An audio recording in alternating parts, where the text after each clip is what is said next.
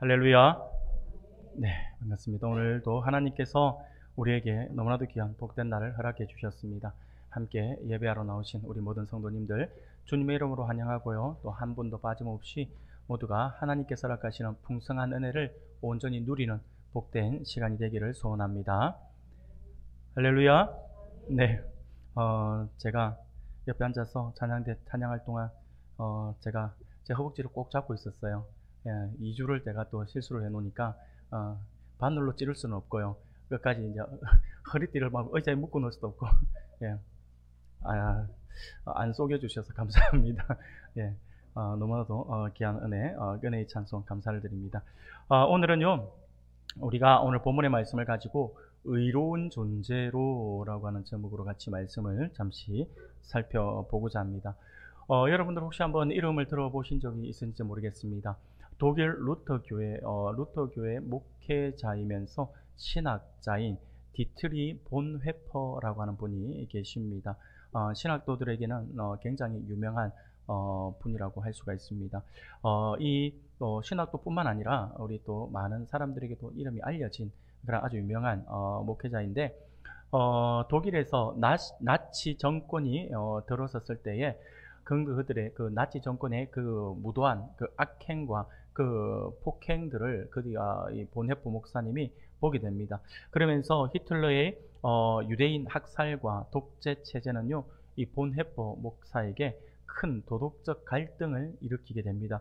그래서 그는 그리스도인으로서 정의를 실천해야 한다라고 하는 강한 마음을 가지고 있었으며, 이 믿음은 하나님의 의로우심에 대한 깊은 신뢰에서 나온 것이라고 할 수가 있습니다. 결국 본헤퍼는요,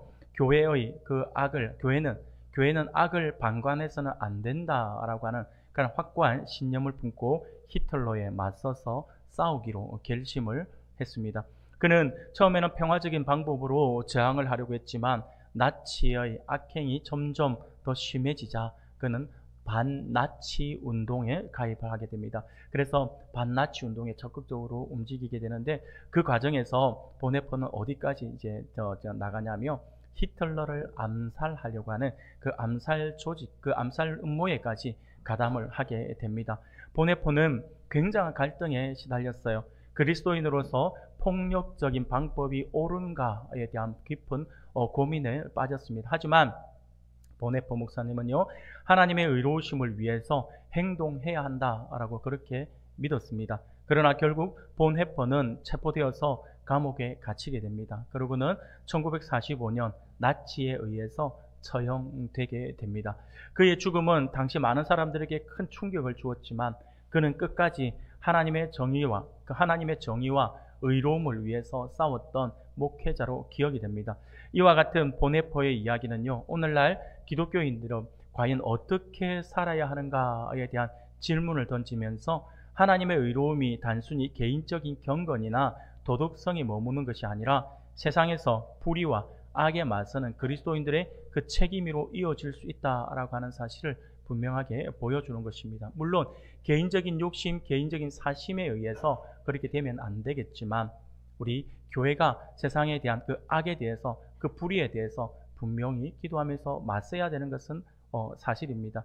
말이 아닌 실천의 중요성을 일깨워 준다라고 하는 것이죠. 본헤퍼는 하나님이 정의롭고 의로우신 분이시며 그분의 뜻에 따라 살기 위해 자신이 어떻게 행동해야 하는지에 대해서 아주 깊이 고민을 했고 목숨을 걸고 그 믿음을 실천했던 그런 목회자였습니다.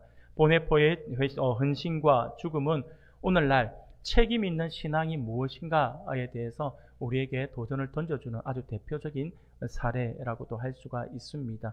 사랑하는 여러분, 전에도 한번 말씀을 드린 것처럼 교회가 지역사회 안에 있으며 그 지역사회 안에 있는 그 교회는요, 그냥 교회로서의 그 역할로서 서가 있으면 되는 것이 아니라 지역사회에 대한 책임감을 가지고 지역사회를 돌아볼 수 있어야 한다라고 하는 것입니다. 우리가 같은 또 교회끼리도 마찬가지예요. 대형 교회가 큰 교회며 옆에 있는 작은 교회들에 대한 책임을 함께 가지고 있고 함께 그것을 돌보아야 된다라고 하는 거죠. 그게 교회의 책임이라고 할 수가 있을 것입니다.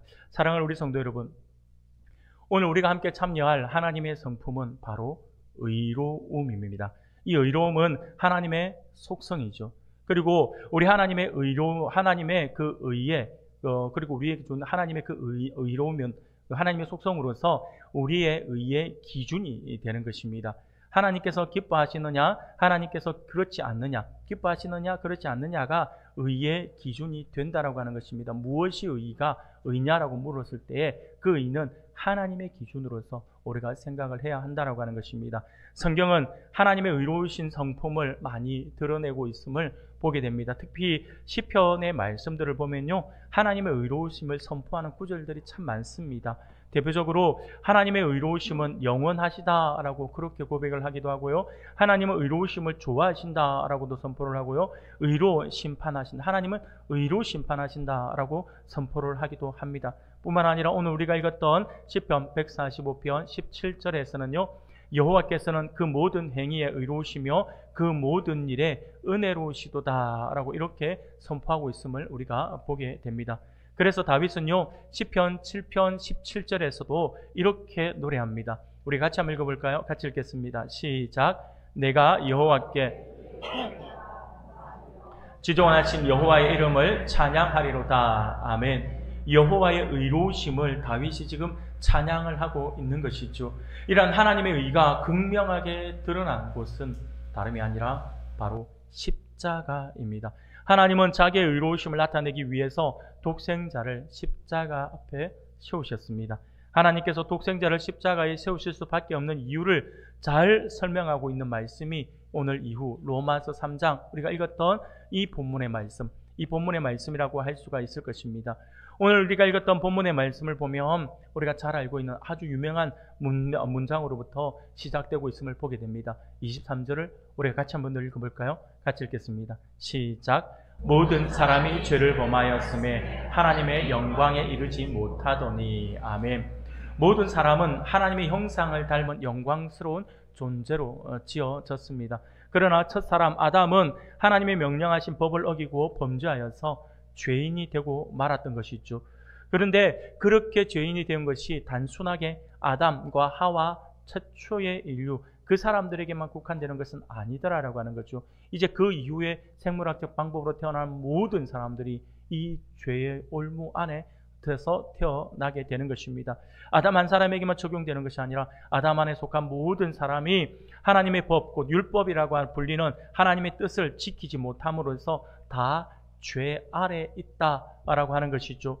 이는 유대인이나 헬라인이나 마찬가지입니다. 모두가 다 죄 아래 있다라고 성경은 우리에게 말씀을 합니다. 그것을 로마서 3장 9절에서 바울은 이렇게 이야기를 하고 있습니다. 그러면 어떠하냐? 우리는 나으냐? 결코 아니라 유대인이나 헬라인이나 다 죄 아래에 있다고 우리가 이미 선언하였느니라 라고 말씀을 합니다. 모두가 다 동일하게 죄 아래에 있다라고 하는 것이죠.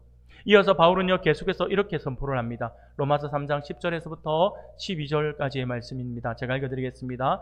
기록된 바 의인은 없나니 하나도 없으며 깨닫는 자도 없고 하나님을 찾는 자도 없고 다 치우쳐 함께 무익하게 되고 선을 행하는 자는 없나니 하나도 없도다 라고 말씀을 합니다. 이어서 로마서 3장 19절에서도 바울은 이렇게 이야기를 해요. 이거는 우리가 같이 한번 읽어볼까요? 같이 읽겠습니다. 시작. 우리가 알거니와 무릇 율법이 말하는 바는 율법 아래에 있는 자들에게 말하는 것이니 이는 모든 입을 막고 온 세상으로 하나님의 심판 아래 있게 하려 함이라 라고 선포를 하고 있음을 보게 됩니다. 그저 모든 인류가 자신들이 지은 죄로 인하여서 하나님의 심판 아래 있다라고 이렇게 말씀을 하고 있는 것입니다. 이를 두고 바울은 오늘 본문 23절에서 그렇게 이야기하고 있는 거죠. 모든 사람이 죄를 범하였음에 하나님의 영광에 이르지 못한다라고 이렇게 표현을 하고 있는 것입니다. 사랑하는 우리 성도 여러분, 정말 그럴까요? 그 어떤 소망도 정말 우리에게는 없는 것일까요? 죄를 범하여서 하나님의 심판 아래 있는 사람들의 다시는 하나님의 영광에 이를 수 있는 길, 그 길은 과연 없는 것일까요? 분명한 것은요, 율법의 행위로는 불가능하다라고 하는 것입니다. 그 어떤 소망도 없어요. 그래서 바울은요 이 사실에 대해서 로마서 3장 20절에서 이렇게 말씀을 해요. 그러므로 율법의 행위로 그의 앞에 의롭다 하심을 얻을 육체가 없나니 율법으로는 죄를 깨달음이니라 라고 이렇게 말씀을 하고 있습니다. 사랑하는 우리 성도 여러분, 그렇습니다. 율법은 단 한 번도 인간의 행위에 대해서 잘했다라고 칭찬하지 않습니다. 율법은요, 절대로 우리가 정말 노력을 하고 정말 애를 써요. 정말 열심히 살았어요. 그래서 스스로 생각할 때는 이 정도면 좀 되지 않았을까라고 생각은 할 수 있을지 모르지만 옆에 있는 사람들이 볼 때 와, 너 대단해 라고 하는 그러한 이야기는 들을 수 있을지는 모르겠지만 율법이라고 하는 그것의 근거에서는요, 단 한 번도 잘했다 칭찬을 할 수가 없습니다. 절대로 칭찬하지 않아요. 왜냐하면요, 율법은요, 어떻게 이야기하냐면 더 열심히 할 수 있었는데 왜 그렇게밖에 못했느냐라고 할 뿐이에요. 내가 열심히 주님의 그 마지막 지상 대명인 그 전도, 복음을 전하고 선교하는 그 일에 내가 최선을 다하면서 내가 한 1000명 정도를 전도했다 생각해 봅시다. 그러면 많은 사람들이 입이 딱 벌어지겠죠. 우와, 어떻게 그렇게 전도를 할 수 있습니까? 라고 이야기할 수 있잖아요. 그런데 율법은 뭐라고 이야기하냐면 1000명을 전도했어도 네 옆에 있는 한 명 더 있잖아. 왜 1001명? 조금만 더 노력했으면 1001명을 할 수 있었고 1002명을 할 수 있었고 몇 명을 더 할 수 있었는데 왜 그랬어? 라고 이야기를 한다라고요. 너 아직 목숨이 살아있네? 그 목숨 바쳐서 복음을 전했으면 한 명 더 전하지 않았을까? 라고 이야기하는 게 율법이에요. 그렇기 때문에 율법은요, 항상 우리에게 있어서 우리의 무력함이나 모자람을 지적할 뿐입니다. 그래서 우리 안에 율법이라고 하는 것은 정죄만 있는 거죠. 왜 더 열심히 못 했냐고 막 하는 거죠. 아이들이 학교에서 공부해서 열심히 성적을 잘 받아왔어요. 그러면 율법을 사랑으로 접근하며 정말 잘했다, 수고했다, 애썼다라고 이야기하지만 율법으로 접근을 하면요, 채찍을 드는 거죠. 왜 100점 못 받았느냐? 1등을 했는데 99점 1등을 왜 했냐? 왜 1점을 놓쳤느냐? 네가 틀린 게 뭐냐? 이렇게 접근하는 거죠. 이게 율법인 거죠. 그래서 율법으로는 죄를 깨달을 뿐이다라고 바울이 이야기하고 있다라고 하는 것이죠. 사랑하는 여러분, 그렇기 때문에 율법으로 의롭게 되는 것은요, 불가능합니다. 있을 수가 없는 일이에요. 그러면 우리가 생각할 때 바울은요, 계속해서 많이 강조하고 있는 것이 바로 이 의거든요. 어떻게 우리가 의롭게 되는가라고 하는 것. 바울은 왜 이렇게 우리가 의롭게 되는 것, 곧 하나님의 의에 대해서 정말 이렇게 많이 강조하고 있는 것일까요? 바울이 이렇게 하는 이유가 있어요. 바울이 율법과 하나님의 그 의를 계속해서 비교하면서 하나님의 의가 왜 중요한지를 대해서 이야기를 하는데 그 이유는 다름이 아니고 하나님의 나라, 곧 천국은요, 의인이 거하는 나라이기 때문에 그렇다라고 하는 거예요. 우리가 천국 갈 수 있는 유일한 기준이에요. 그런데 이 세상 사람들도 다 알고 있는 사실입니다. 세상 사람들도 천국과 지옥에 대해 인식을 하고 이야기를 하고 그렇게 이야기를 합니다. 그렇게 이야기를 하면서 많은 사람들이 가지고 있는 기준들, 아니 자기가 생각하는 천국이랑 지옥에 대한 개념들을 사람들이 다 가지고 있어요. 그것이 있다라고 생각하는 사람들은 다 생각을 하는데 어떤 생각을 하냐 하니까 천국은 착한 사람, 선한 일을 많이 한 사람이 갈 수 있다라고 생각을 해요. 그리고 지옥은요, 악한 일을 한 사람, 선한 일을 하지 않은 사람이 가는 곳이 지옥이다라고 이렇게 인식을 합니다. 여러분 어때요? 맞는 말일까요? 틀린 말일까요? 틀린 말이다라고 이야기를 하죠. 사실은 맞습니다. 착한 일을 많이 해 천국 가는 건 맞아요. 우리 인식 속에 있는 그것이 거짓이 아니에요. 그런데 문제는 뭐냐면 선함과 악함의 기준이 뭐냐라고 하는 거죠. 선함과 악함의 기준이 무엇이냐라고 하는 것입니다. 바로 앞서 말씀을 드린 것처럼 천국에 들어가는 의의 기준은요, 바로 착한 사람, 선한 사람이라고 하는데 그 선함의 기준은 어디에 있냐면 바로 하나님의 의가 기준이 된다라고 하는 거죠. 세상에 많은 사람들은 어리석게도 이 사실을 모르고 있다라고 하는 것입니다. 그런데 이러한 어리석음은 당시 유대인 사회에도 만연했던 것 같아요.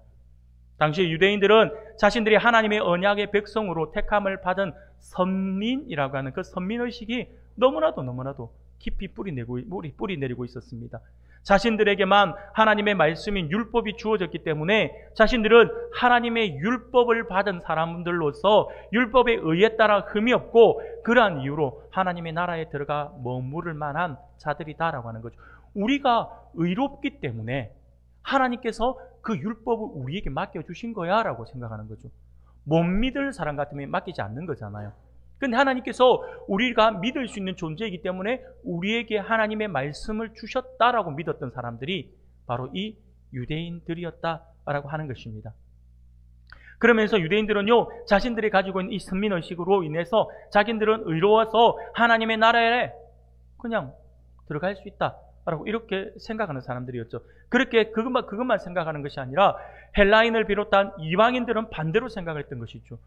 유대인들이 자기들만 갈 수 있다라고 생각하면서 나들은 하나님의 택함을 받은 선민, 택한 민족이야라고 하는 생각을 하면서 그러면서 했던 행동이 뭐냐면 헬라인이나 이방인들을 비롯한 모든 사람들은 율법에 따라 죄인이다라고 하면서 그들을 정죄하기 시작하고 그들과 함께 교제하는 것조차도 그들이 꺼려했다라고 하는 것입니다.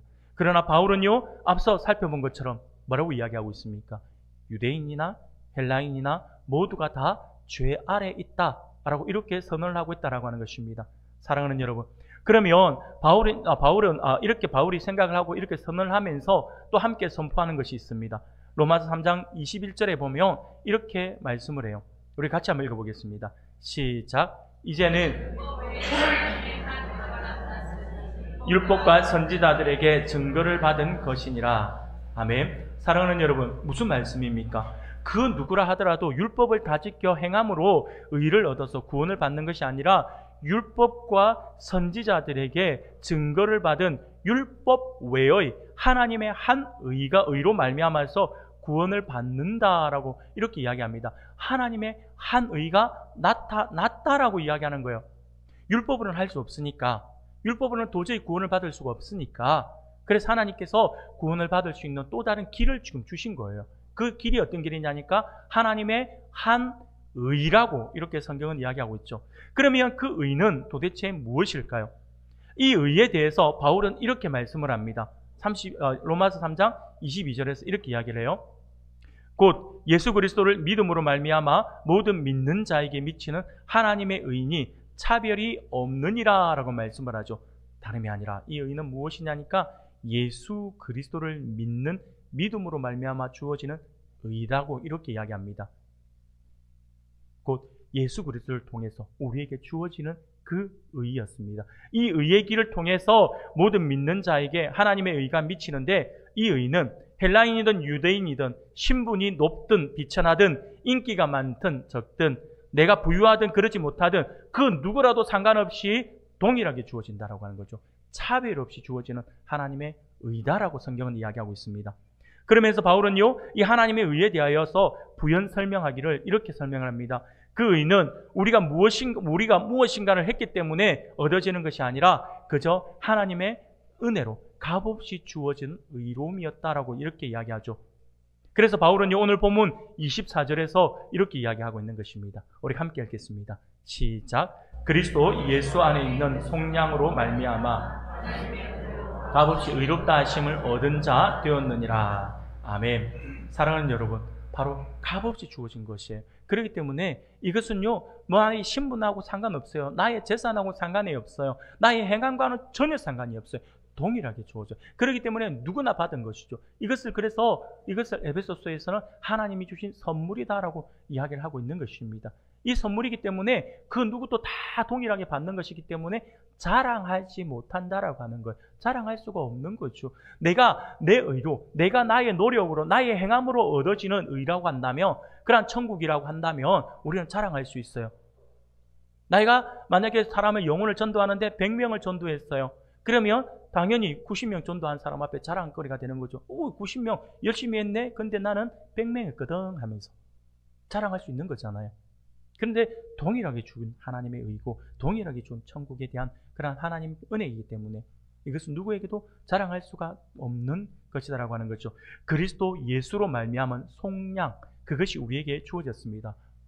모든 어떤 대가도 없이 우리에게 주어진 것이죠. 이것이 바로 십자가의 복음인 것입니다. 십자가의 복음은 다른 것이 아니라 우리로 하여금 살 수 있다. 생명을 얻을 수 있다. 그런데 그 생명을 얻는 것은 나의 노력 여하가 아니라 하나님께서 거저 주신 하나님의 크신 은혜이다 라고 이야기하는 것이 바로 십자가의 복음이다 라고 하는 것이죠. 사랑하는 여러분, 우리에게 은혜로 값없이 주어진 의로움은 곧 율법을 통한 의로움이 아닙니다. 우리 주 예수 그리스도의 십자가로 말미암아 주어진 의로움이다라고 하는 것입니다. 이것을 결코 잊어서는 안 될 것입니다.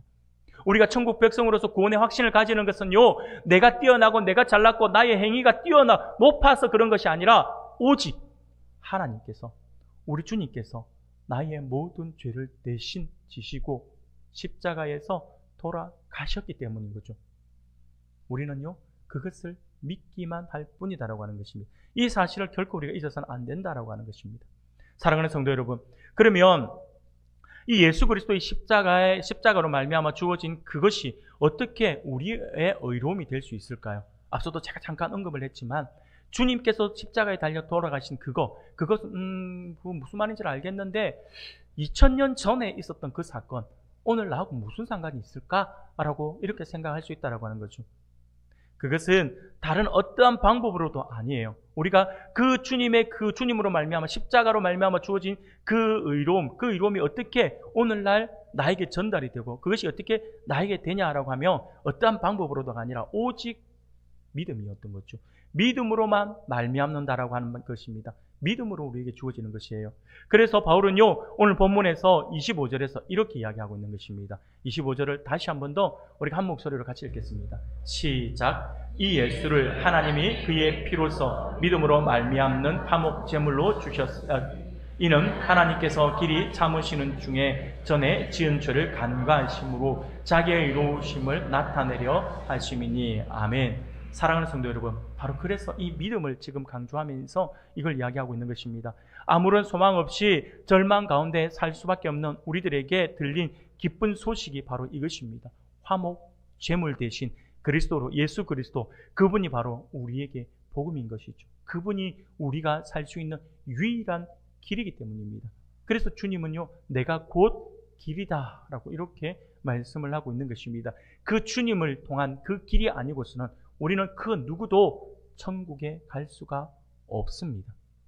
우리는 오직 예수 그리스도를 믿음으로 말미암아 천국에 갈 수가 있다라고 하는 것입니다. 하나님은 우리를 구원하시기 위해서 아들이신 예수님을 이 땅에 보내주셨고 그 예수님을 우리를 대신하여 화목 제물로 삼으셔서 십자가에 내어주셨다라고 하는 것입니다. 그래서 우리 같은 죄인도 모든 죄를 사함받고 의롭다함을 얻을 수가 있게 됐다라고 하는 것이죠. 원래는 죄인인 우리가 각자 지은 죄에 따라서 형벌과 저주를 받아야 마땅합니다. 그러나 화목제물 대신 예수 그리스도께서 우리가 받아야 할 죄의 형벌, 그 하나님의 진노를 대신 받음으로써 우리를 하나님의 진노에서 벗어나게 해주셨다라고 하는 것입니다. 사랑하는 여러분, 그러면 예수님이 화목제물이 되신 것은 곧 우리의 죄와 저주를 해방시켜주는 속량, 그 속량을 위함입니다. 대신 갚아주신 것이거든요. 그런데 우리가 이것을 거부하고 외면하게 되면 그 속량은 나의 것이 될 수가 없어요. 그래서 그 믿음이라고 하는 것이 바로 그걸 이야기하고 있는 거예요. 그 믿음이라고 하는 것이 단순하게 예수님이 십자가에 달려 돌아가신 것을 믿는다가 아니라 그분이 나의 모든 죄를 대신 지시고 돌아가셨다라고 하는 이 속량을 믿어야 한다라고 하는 거죠. 이것을 믿어야지만 그것이 우리의 것이 됩니다. 예수님의 죽음이 우리를 위한 속량이 되기 위해 우리가 해야 할 일은 다름이 아니라 바로 예수 그리스도를 믿는 것이다 라고 하는 것이죠. 이 믿음으로 말미암아 하나님의 의가 우리에게 주어진 것입니다.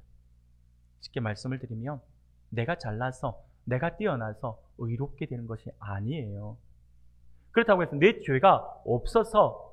내 죄가 없기 때문에 하나님께서 우리를 의롭게 보시는 것이 아니에요. 오직 예수 그리스도를 믿기 때문에 예수 그리스도를 믿음과 동시에 우리를 의롭다라고 여겨주시는 거예요. 그걸 우리는 칭의라고 이야기를 하죠. 바로 칭의. 하나님께서 우리가 의롭지 못한데 나는 죄인인데 그럼에도 불구하고 네가 예수를 믿구나. 그렇다면 의로운 거야. 우리의 죄를 우리 주님의 그 성령의 그 두루마리로 우리를 감싸 안아서 우리 죄가 보이지 않게 덮어주시는 거죠. 우리의 죄가 없기 때문이 아니에요. 여전히 우리는 죄인이잖아요. 여전히 죄를 짓고 살잖아요. 여전히 어제도 그랬고 그제도 그랬고 오늘도 그렇고 내일도 그렇고 여전히 죄악 속에서 허우적거릴 거잖아요. 그런데 우리 주님께서 우리 하나님께서 우리를 보시면서 의롭다라고 해주시는 것은 바로 이 믿음 때문이었어요. 이 믿음으로 말미암아 하나님의 의가 우리에게 주어진 것입니다. 그래서 바울은요, 앞서서 언급한 것처럼 로마서 3장 22절에서 곧 예수 그리스도를 믿음으로 말미암아 모든 믿는 자에게 미치는 하나님의 의인이 차별이 없느니라 라고 말씀을 하고요, 25절에서도 이 예수를 하나님이 그의 피로써 믿음으로 말미암는 화목제물로 세우셨으니 이는 하나님께서 길이 참으시는 중에 전에 지은 죄를 간과하심으로 자기의 의로우심을 나타내려 하심이니 라고 이렇게 말씀을 하고 있는 것입니다. 사랑하는 여러분, 그러면 우리는 가끔 가다가 이런 질문을 하는 사람들이 있어요. 우리 주님께서 십자가의 그 어마어마한 죄를, 그 어마어마한 형벌을 당하셨잖아요. 그 당하셨는데, 그런데 우리는 한 번씩 가다가 이런 질문을 하는 사람들을 만나게 돼요. 어떤 질문이냐면, 예수님은 분명히 전능하시잖아요. 하나님은 전능하신 분이시잖아요. 그런데 왜 꼭 그와 같이 비참하게 죽어야만 했습니까? 라고 하는 거죠. 다른 방식으로는 우리를 구원하실 수가 없습니까? 라고 하는 질문을 던지는 거죠. 왜? 우리 주님도 겟세마네 동산에서 십자가 고통이 얼마나 고통스러운지를 아셨잖아요. 얼마나 고통스러우셨던지 주님께서, 다른 누구도 아닌 주님께서 그거 안 하고 싶다고 기도를 다 했겠습니까? 그만큼 그 고통스러운 거잖아요. 인류가 체험할 수 있는, 체험을 해서는 안 되겠지만 당할 수 있는 최고의 고통이 십자가형이다 라고 이야기를 하잖아요. 그럼 왜 하나님께서 전능하신 하나님이 모든 것을 다 하실 수 있는 하나님께서 굳이 십자가의 형벌이라고 하는 그 끔찍한 방법을 사용해야만 했냐라고 하는 거죠. 사랑하는 여러분, 여러분들은 어떻게 생각하십니까? 우리 주님은 하실 수 있잖아요. 모든 것을 말씀으로 다 하실 수 있잖아요. 그럼에도 불구하고 왜 굳이 십자가를 지셔야만 했을까요? 사랑하는 여러분, 물론 하나님은 전능하신 분이십니다. 그러기에 십자가와 같은 그 모든 잔인하고 끔찍한 방법 거치지 않고도 하나님은요, 얼마든지 하나님의 일들을 이루어 나가실 수가 있습니다.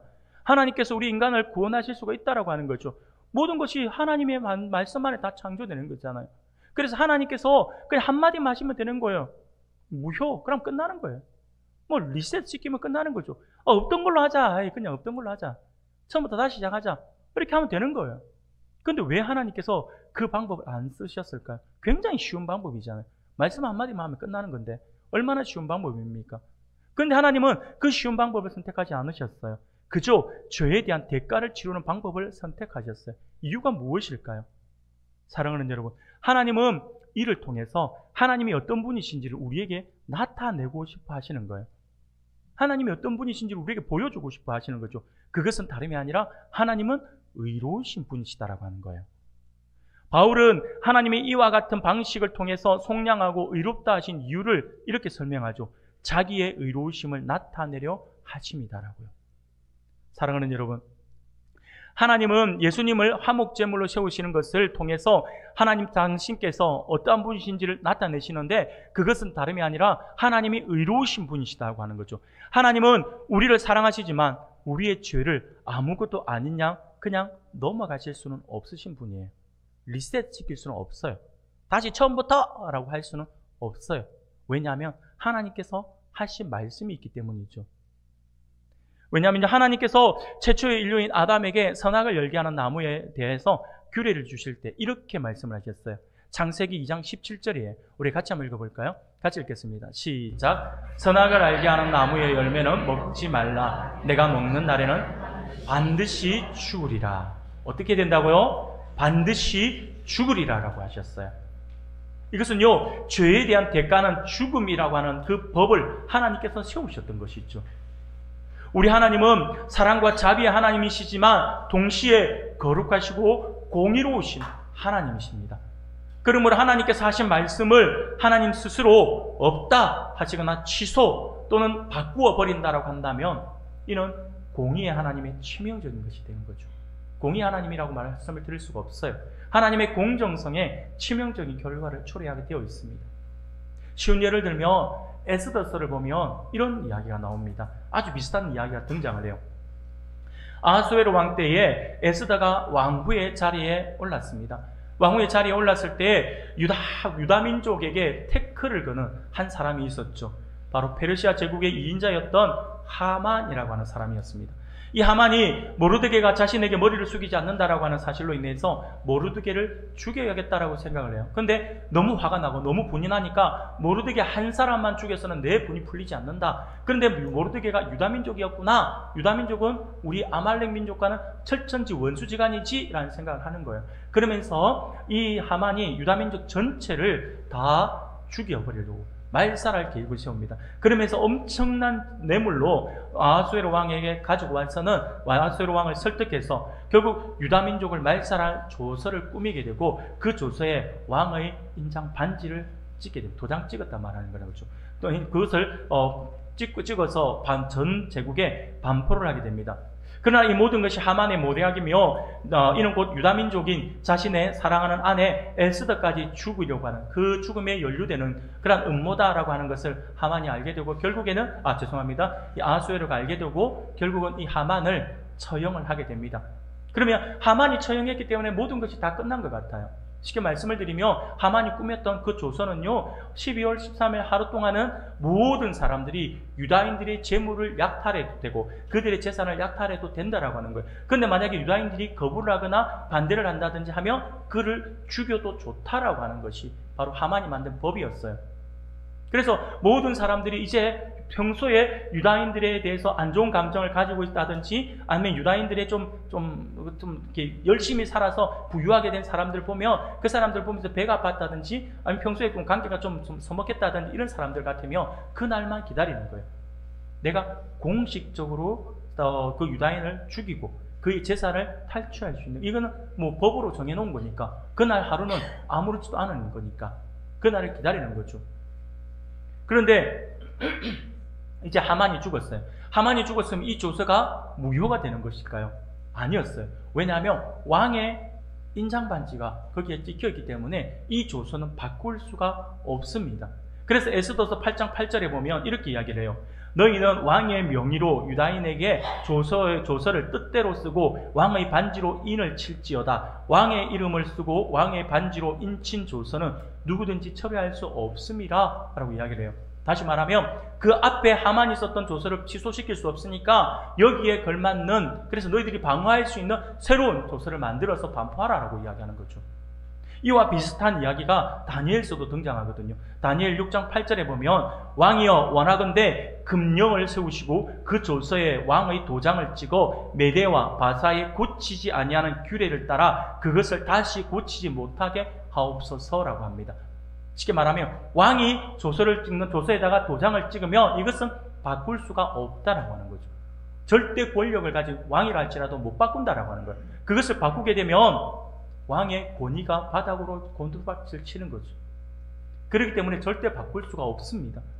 여러분, 세상의 왕도 자신의 권위로 인하여서 말을 함부로 바꾸지 않는데 하물며 우리 하나님이겠느냐라고 하는 거죠. 저에 대한 대가는 하나님께서 죽음의 값으로 정해둔 법입니다. 그러므로 하나님께서 정해두신 그 법을 하나님께서 바꾸시면 신실하신 우리 하나님의 성품에 맞지 않다라고 하는 거죠. 그렇기 때문에 우리 인간의 죄에 대한 그 대가는 그 죄를 범한 사람의 죽음으로만 그 대가를 치를 수가 있다라고 하는 것이죠. 그래서 결국 하나님을 화목제물로 내어주심으로 하나님 자신의 의로우심을 나타내셨고 예수님을 믿는 자를 의롭다 하려 하신 것이다라고 하는 것이죠. 이것이 오늘 말씀에 우리에게 보여주고 있는 하나님의 의다라고 하는 것입니다. 사랑하는 성도 여러분, 의롭다라고 하는 것은 일반적으로 도덕적으로 흠결이 없음을 뜻합니다. 그러나 한 걸음 더 나아가서 하나님의 속성으로서 의로움을 이야기할 때 그것은 한쪽으로 치우치지 않는 공정함을 뜻합니다. 마치 재판장에서 판사가 분명한 기준과 적법한 절차에 따라서 공정한 판결을 내려야 의로운 자인 것처럼 하나님도 그와 같은 공정함을 가지고 판결을 내릴 때에 비로소 의로운 분이다 라고 이렇게 이야기를 할 수가 있는 것이죠. 그렇습니다. 여러분, 의로우신 우리 하나님은 모든 사람을 사랑하시지만 그들이 지은 죄를 그냥 마냥 내버려 두실 수는 없으십니다. 그래서 아들 예수 그리스도를 화목제물로 세워서 모든 죄의 형벌과 저주를 그에게 쏟아 부으셨다라고 하는 것이죠. 그로 인해서 예수 그리스도를 믿는 모든 자는 믿음으로 말미암아 죄를 용서받고 의롭다함을 받게 되었다라고 하는 것입니다. 하나님은 화목제물 되신 예수 그리스도를 통해서 우리에게 자신을 보여주셨어요. 그것은 바로 하나님께서 의로우신 분이시다 라고 하는 것입니다. 우리가 만일 의로우신 하나님을 진정으로 알고 있다면 결코 불의한 삶을 살 수가 없을 것입니다. 우리가 하나님을 바로 안다면, 우리가 하나님을 제대로 안다면 우리의 삶 속에서 우리는요 불의를 행할 수가 없어요. 왜냐하면 그 하나님은 임마누엘 되신 하나님이시잖아요. 우리와 함께 하시는 하나님이시잖아요. 여러분, 우리가 어디에 있든지 우리 하나님 나와 함께 하신다라고 생각을 해보세요. 그럼에도 불구하고 내가 불의를 행할 수가 있을까요? 없습니다. 정말 부족하지만, 정말 미약하지만, 정말 이 목사 한 사람도요, 여러분들 저하고 같이 어디 길을 가다 보면 제가 목사라고 하는 그 이유 하나만으로, 저하고 같이 있다라고 하는 그 이유 하나만으로 여러분 죄를 짓거나 불의를 행하거나 하지는 않습니다. 최대한 질서를 지키려고 노력을 합니다. 그런데 하물며 하나님이겠냐라고 하는 거죠. 하나님이 우리와 함께 하시잖아요. 하나님을 바로 알고 있으면 우리는 불의한 삶을 살아갈 수가 없어요. 우리가 어떻게 우리의 죄를 없이하고 의롭다함을 받았는지 우리가 분명히 기억한다라고 한다면 결코 죄를 아무것도 아니냐 가볍게 넘길 수가 없다라고 하는 것이죠. 사랑하는 성도 여러분, 우리가 예수 그리스도를 믿음으로 말미암아 의롭다 하심을 받은 성도라고 한다면 이제 우리는 하나님 앞에 어떤 자로 살아야 할까요? 하나님의 뜻대로 살고자 한다면 죄에 대해서 어떤 태도를 우리가 가져야 할까요? 예수님은요 이것을 팔복 중에 하나로 말씀해 주시고 있습니다. 우리 같이 한번 읽어볼까요? 마태복음 5장 6절입니다. 같이 읽겠습니다. 시작.